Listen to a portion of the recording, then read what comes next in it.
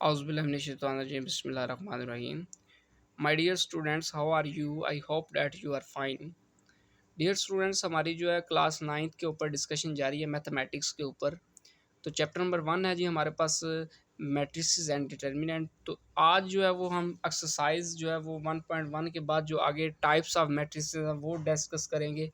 तो पहली जो है वो टाइप है रो मैट्रिक्स। उसकी क्या डेफिनेशन है हमारे पास? Matrix is called row matrix if it has only one row. यानी कि अगर मैट्रिक्स जो है वो हमारे पास कोई भी दिया गया उसके अंदर एक रो होगी तो वो हम उसे क्या कहेंगे कि ये हमारे पास क्या है, रो मैट्रिक्स है। ठीक है, आगे क्या है जी, कॉलम मैट्रिक्स। कॉलम मैट्रिक्स क्या होता है? कॉलम मैट्रिक्स हमारे पास क्या होता है? Matrix is called a column matrix if it has only one column. यानी कि अगर उसके अंदर एक कॉलम होगा तो हम उसे क्या कहेंगे, ये हमारे पास क्या जी, कॉलम मैट्रिक्स। ठीक है जी। रेक्टेंगुलर मैट्रिक्स क्या होता है जी हमारे पास? A matrix M is called a rectangular if the number of rows of M is not equal to number of column of matrix. यानी कि अगर नंबर ऑफ रोज़ और नंबर ऑफ कॉलम की तादाद इक्वल नहीं है तो वो क्या हो गया, रेक्टेंगुलर। अगर नंबर ऑफ रोज़ और नंबर ऑफ जो कॉलम है वो अगर इक्वल होंगे तो वो क्या होगा, स्क्वायर मैट्रिक्स। वो आगे नीचे है। ठीक है, a matrix is called a square matrix if its number of rows is equal to number of column. अगर ये हमारे पास तादाद इक्वल आ जाएगी नंबर ऑफ रोज और नंबर ऑफ कॉलम की, हम क्या कहेंगे उन्हें, स्क्वायर मैट्रिक्स। अगर इक्वल नहीं आएगी तो क्या आ गया, रेक्टेंगुलर मैट्रिक्स। नल इसका मैट्रिक्स है, इसका दूसरा नाम है ज़ीरो मैट्रिक्स। ठीक है, अब जो ज़ीरो जो है वो नाम से पता है ज़ीरो इसके अंदर एंट्रीज होंगी। ठीक है, matrix M is called a null और zero matrix if each of its entries हमारे पास क्या हो जाएंगी, ज़ीरो। ठीक है, तो ज़ीरो ये हमारे पास उसकी क्या आ जाएगी आगे, एग्जाम्पल। ठीक है, यानी कि सारी एंट्रीज इसके नल मैट्रिक्स या ज़ीरो मैट्रिक्स के अंदर क्या हो जाएंगी, ज़ीरो। ठीक है, अब ट्रांसपोज ऑफ मैट्रिक्स क्या होता है हमारे पास? ये ट्रांसपोज ये होता है कि कोई भी आपको मैट्रिक्स दिया गया तो आपने उसे क्या करना है, ये सपोज डैट एक मैट्रिक्स दिया गया, आपने इस तरह करना है कि रोज़ को कॉलम के अंदर कन्वर्ट कर देना है या फिर कॉलम को रोज़ के अंदर कन्वर्ट कर देना है। ठीक है, कोई भी सूरत कर सकते हैं। अब देखिए 231 था, मैंने इसे क्या कर दिया, रो के अंदर था, मैंने इसे कॉलम के अंदर कर दिया।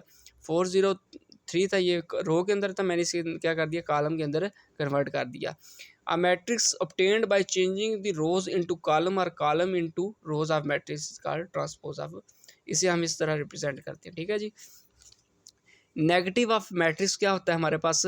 Late A be an matrix then it's negative. यानी कि जो हमारे पास नेगेटिव यानी कि minus is obtained by changing the sign of all the entries of A।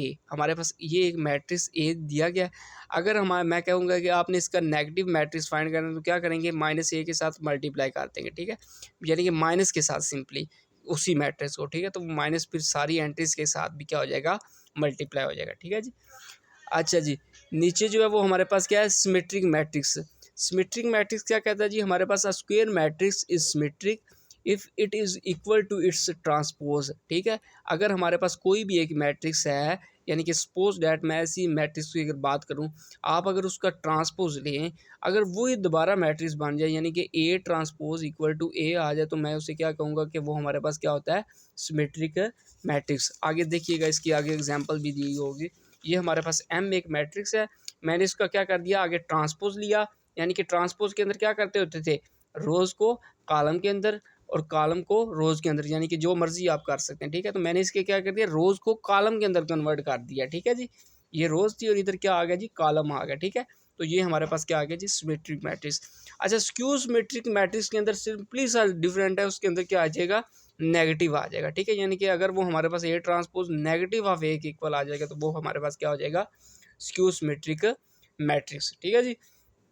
तो यहाँ से डियर स्टूडेंट्स देखिए, हमारे पास एक मैट्रिक्स ए दिया गया है, अगर हम इसका ट्रांसपोज लें तो ये हमारे पास ये इस चीज़ की इक्वल आ गया।